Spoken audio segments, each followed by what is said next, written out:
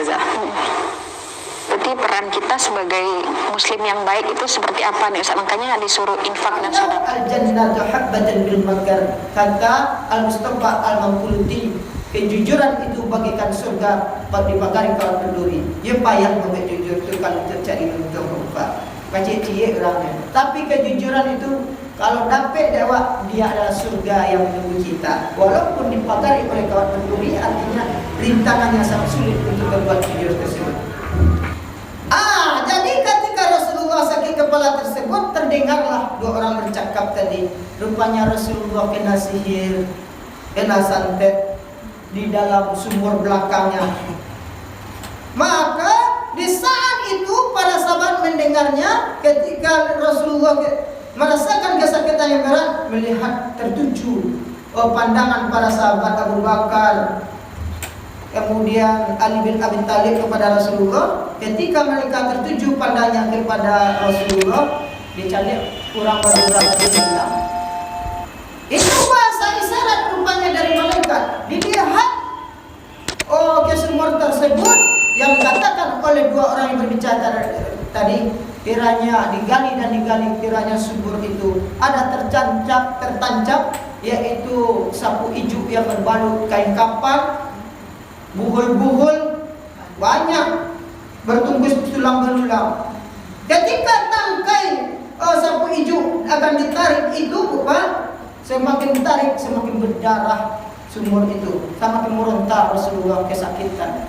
Oleh karena itu setelah itu turunlah wahyu yang disampaikan oleh malaikat Jibril. Kul, katakanlah hai Muhammad, min syarri ma khalaq, aku berlindung, kul a'udzu birabbil falaq, katakanlah wahai Muhammad, aku berlindung dari kejahatan malam, min syarri ma khalaq, dari kejahatan makhluk yang diciptakannya, wa min syarri wasiqin idza waqab, daripada kejahatan malam apabila gelap gulita menjelang subuh, wa min syarri nafasyati fil 'uqad, dari kejahatan tukang-tukang sihir yang menghembuskan pada bulu-bulu manusia, wa min syarri hasidin idza hasad, dan apabila orang dari kejahatan orang yang dengki apabila dengki.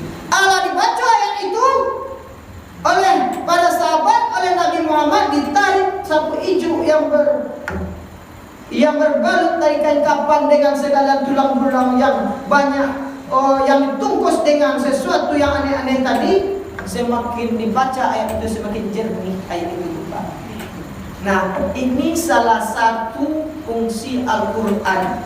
Jadi kalau ibu-ibu, bapak-bapak membaca ayat Quran, ada pengaruh buruk, ada orang yang berbuat buruk, bacalah trikul, amalkan setiap waktu sholat dan berdoalah kepada Allah dengan diakhiri a'udzu bikalimatillahi tammati min syarri ma khalaq. Aku berlindung kepada Allah dari segala kejahatan makhluk yang diciptakannya. Itu adalah keputusan dari trikul itu, Pak.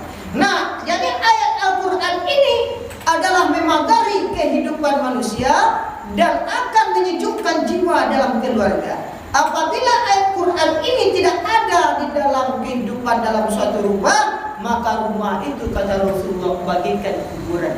Al-baiti qabruhu la taqra'ul Quran.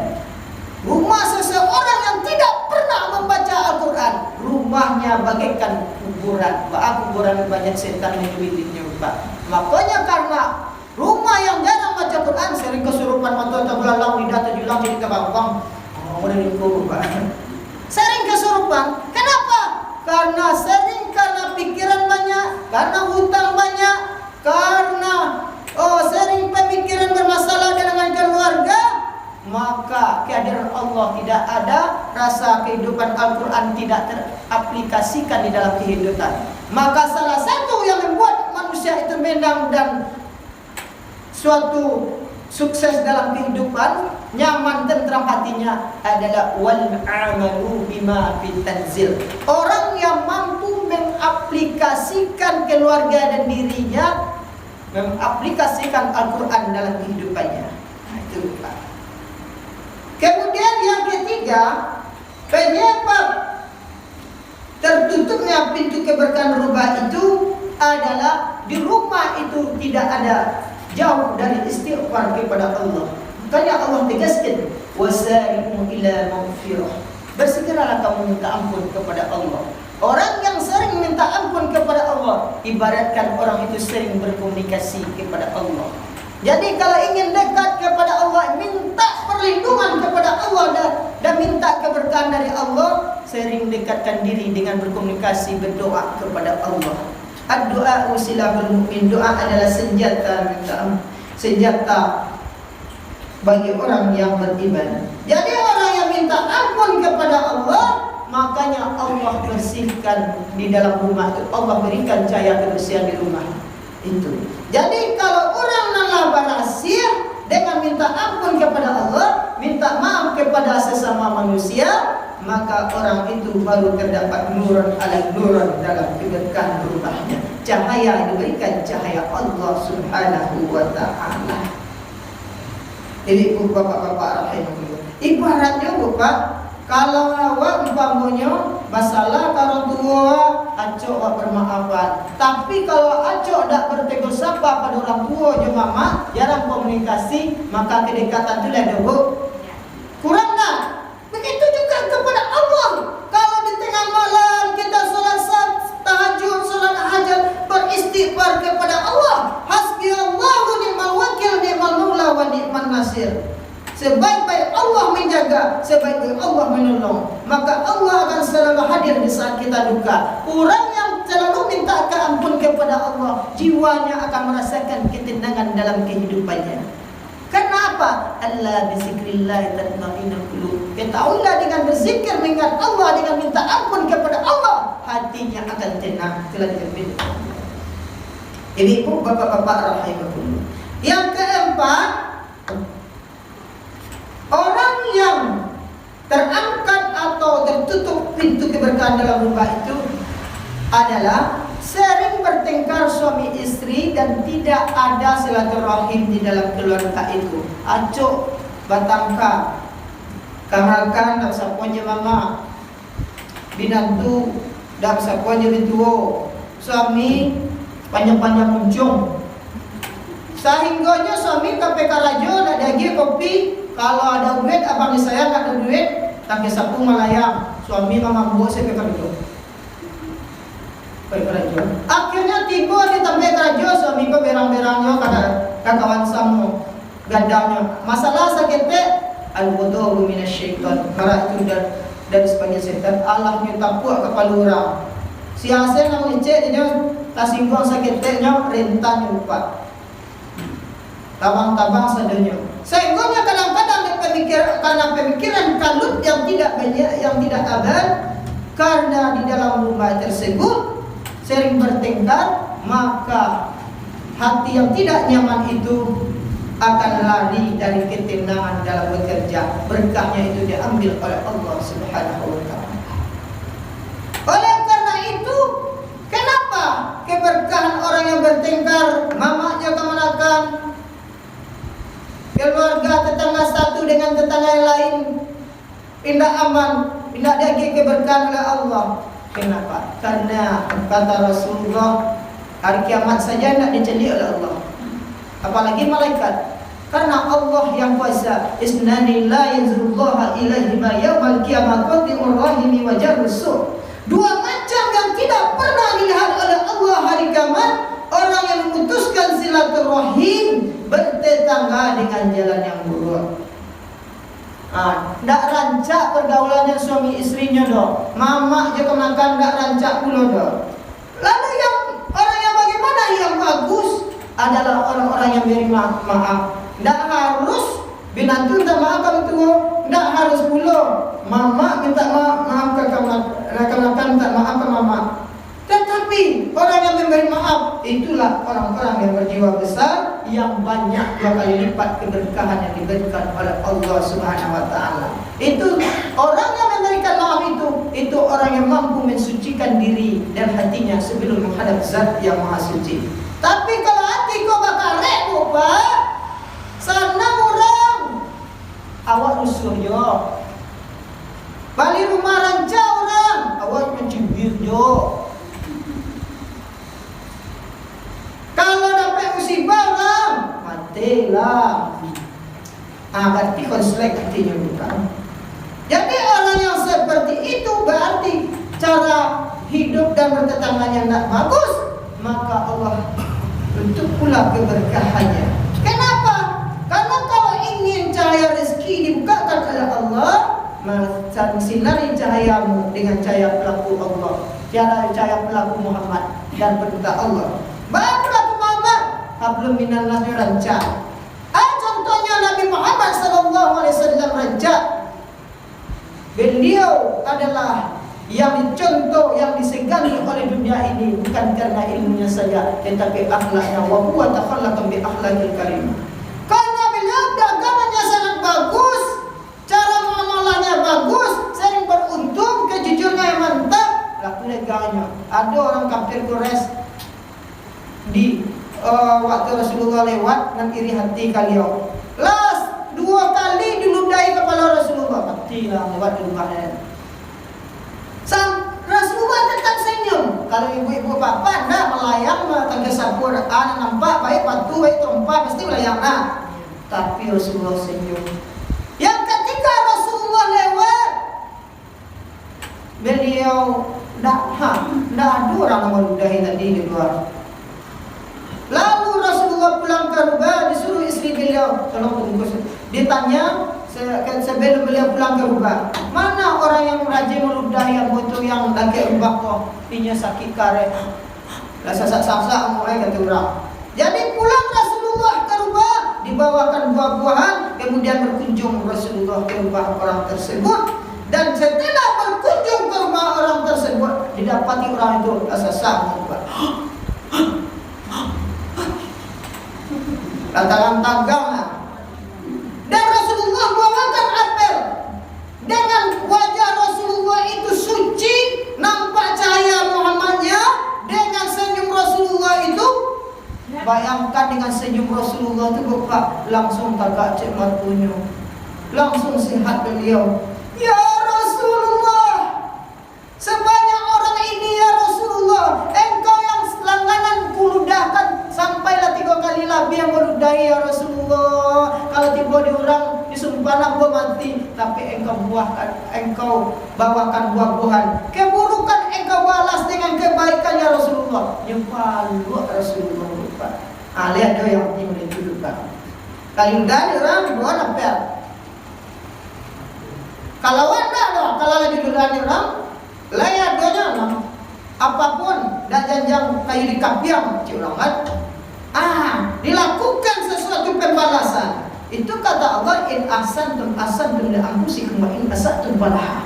Jikalau kamu berbuat baik, Allah lihatkan kebaikan itu. Dan jika kamu berbuat buruk, Allah perlihatkan perilaku buruk kamu.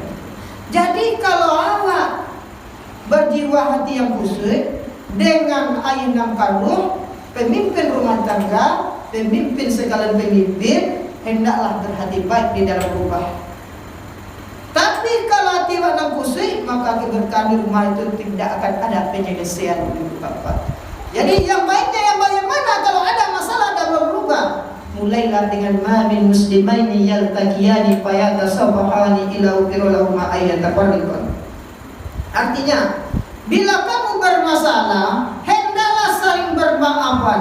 Dengan bermaafan itu, selama hati maaf kamu ada untuk orang itu, dosamu bagaikan berpasir di lautan, diampunkan oleh Allah. Kalau ada ampunan Allah, kalau tak tuti ampunan Allah, malaikat tidak izinkan untuk masuk ke rumah itu.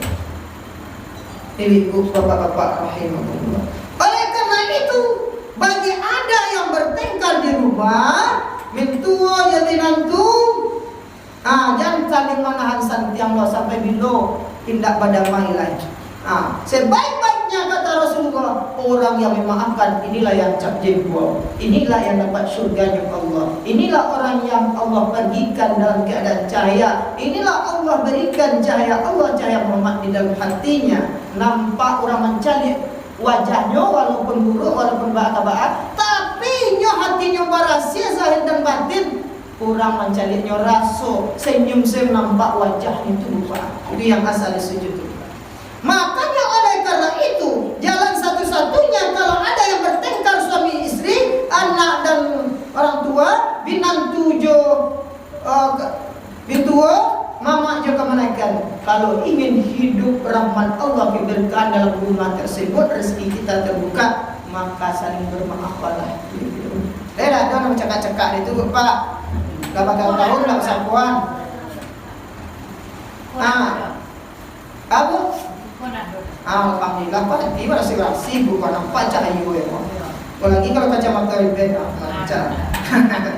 Jadi ibu bapak-bapak, kalau ada bilang tua, kalau ingin awak menjadi orang-orang yang beruntung, wal as demi masa innal insana lafi khusr, bahwa sesungguhnya manusia itu dalam keadaan rugi, illal ladzina amanu wa amilus solihati wa tawassaw bil haqq wa tawassaw bis sabr, kecuali orang yang beriman dan beramal saleh dan saling menasihati dalam keadaan benar dan yang menasihati dalam keadaan sabar. Jadi orang-orang yang menasihati binantunya, kalau ada nan kusui punya panjangnya tidak jadi lama jauh dah, tak saling dikompori dah Pak. Kalau saling dikompori, yang cahaya mahaulah tadi yang harus bercahaya sekeliling awak, pintu keberkahan dari Allah, dari malaikat, Allah tidak akan pergikan kita dengan cahaya.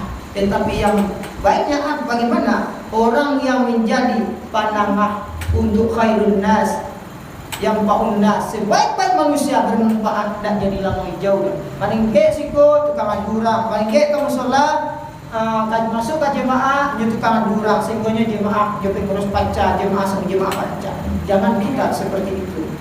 Jadi ibu bapak-bapak rahimahullah, apa yang sampai tadi Pak yang menyebab diangkatnya keberkahan itu adalah seringnya berkelahi atau bertengkar suami istri atau keluarga satu dengan yang lain. Yang kelima, terdapatnya kotoran banyak di rumah itu yang tidak pernah dibersihkan. Ada sudah makan tulang belulang beseraan kubuah, dak tulang belulang sana kubuah dah, dak rumah sana kubuah hati lah kubuah dah. Maka dalam keadaan seperti itu, rumah itu akan malas dikunjungi oleh para malaikat. Ibu bapak-bapak, an-nazafatu minal iman, kebersihan itu adalah sebagian dari iman. Allah dan para malaikat mau dekat di rumah itu hanya untuk orang-orang yang beriman dan menjemput rahmatnya Allah Subhanahu wa ta'ala. Kemudian yang keenam, penyebab terangkatnya pintu keberkahan rumah itu adalah orang yang suka membazirkan apa yang diberikan oleh Allah. Dalam surat Al-Isra ayat 2, innal mubazzirina ikhwanasyayatin, innal mubazzirina kanu ikhwanasyayatin wa kana lirabbihi kafura. Artinya, sesungguhnya mubazir itu adalah sahabatnya syaitan, dan syaitan itu adalah berbuat ingkar. Jadi termasuk syaitan juga. Kalau orang suka mubazir, umpamanya yang patut disedekahkan kamu saji, uang bongkan untuk iuran organ, iuran segala macam. Tiba iuran musola, ibu-ibu, bapak-bapak, karena musola patah, bola lampu patah, bola lampu putih, tikar, lausang, banyak yang patut awak ganti, dapat seketik Pak. Tapi kita organ tanam ke atas, sabantal 3 juta kita. Itu adalah mubazir. Kita bersikap untuk lebih kegiatan mubazir Pak. Nah, itu tidak akan menolong kita. Tetapi yang bagusnya waktu kita bersyukur kepada Allah dan akan dapat pertolongan Allah. Bagaimana? Di saat kita sulit, di saat kita susah, Allah akan menolong kita. Karena janji Allah dalam surat Muhammad, ya ayyuhalladzina amanu in tansurullaha yansurkum wa yusabbit aqdamakum. Surat Muhammad ayat 7. Hai orang-orang yang beriman, hai orang-orang yang beriman, jikalau kamu menolong agama Allah, Allah akan tolong kamu dan teguhkan keyakinan. Jadi orang-orang yang acok melapangkan rumah Allah, acok-acok melapangkan orang dalam keadaan susah dan tidak membazirkan rezeki dan diberikan oleh Allah, wujudlah sesyukurnya bagian kajaran Allah, maka Allah akan membalasi untuk surirat dan berkebat kali. Sesuatu yang sedikit Allah berikan kebesaran di dalam diri dan keluarganya. Kebesaran apa itu? Kebesaran rahmat dan rezeki dan keberkahan oleh Allah. Tapi kalau dia pelit, baru mana dah kayak musola. Tetapi tak pernah tanya bola lampu putih hanya biasa lagi ngaku ya sebagai kayu. Itu orang kayu pilik mau pak. Bola lampu putih, ala batuar dari umpan airnya bola lampu putih mande apa bu sikulan. Tapi ini lama galak. Tapi kilaran organ, oi sabantanya gini 200.000, 300.000. Tetapi untuk rumah Allah. Nah, di sini adalah mubazir. Orang yang mubazir untuk memberikan suatu uang yang berhamburan yang tidak memberi faedah, maka keberkahan tidak ada. Tetapi karena orang-orang yang memberikan uang dan hartanya di jalan Allah, berarti dia termasuk abdan syakur, orang yang tahu diri. Janji Allah, Ista'azzana rabbukum la in syakartum la azidannakum wa la in kafartum inna azabi lasyadid. Ingatlah ketika Tuhanmu berkata, jika kamu bersyukur kepada Allah, Allah tambah nikmatmu. Dan jikalau kamu kufur, azab Allah maafin. Jadi bagian kita bersyukur kepada Allah, kita tidak membazirkan harta kita, tidak membazirkan harta dititipkan oleh Allah Subhanahu wa taala, maka Allah tambah nikmat dan keberkahan dalam rumah kehidupan kita. Tapi kalau kita membazir umpamanya nasi, umpamanya orang tak makan di kolong jembatan, payah mana pembare, tapi awak ada lagi bareng di tuan nasi acuk dibuang-buang saja dah kata tuan, maka itu termasuk mubazir. Tabalaka ya ahli dunia, celakalah engkau wahai ahli dunia, dan terima kasih engkau kata makhluk yang diciptakan oleh Allah itu bukan. Oleh karena itu mubazir juga mengangkat atau menutup keberkahan rumah. Jadi kesimpulannya kita kena Pak, 6 yang menutup keberkahan di dalam rumah itu apa tadi? Yang pertama, tidak salat. Terdapat orang yang tidak pernah sholat di dalam keluarga tersebut, di dalam rumah tersebut. Yang kedua, tidak membaca Quran. Capek ibu kesana nanti. Yang ketiga, tidak pernah minta ampun kepada Allah. Itu adalah disisi Allah, orang itu sombong, tak kenal di Tuhan. Makanya Tuhan tak kenal di jodoh. Malah mendekat ke rumah dulu, malah menyuruh malaikat banyak berasaki. Makanya keberkahan yang dicampur. Kemudian yang keempat, bertangka suami istri. Yang kelima, orang yang sering menyimpan kotoran dan rumahnya tidak pernah dibersihkan. Yang ketujuh, yang keenam, yang keenam apa tadi Pak? Orang yang suka mubazir. Nah, inilah 6 yang mengangkat keberkahan rumah. Mudah-mudahan bagi Sabi Jeko dapat bermanfaat bagi awak. Kalau itu dan salam dan penyampaian kamu mohon dimaafkan. Ada nih Mak, ditanya Pak. Yuk, kamu. Ada tanya Bu? Pas. Ayo aja, dari kali saya kata. Terima kasih banyak. Kalau ada salah dan penyampaian mohon maaf. Dari maafkan Ibu.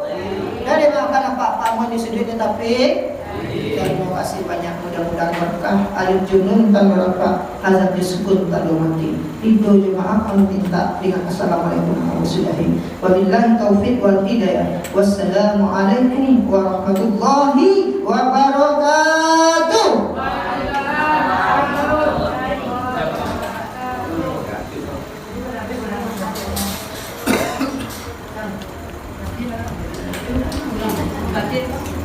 Alhamdulillah Rabbil Alamin. Terima kasih banyak kepada Ustaz kita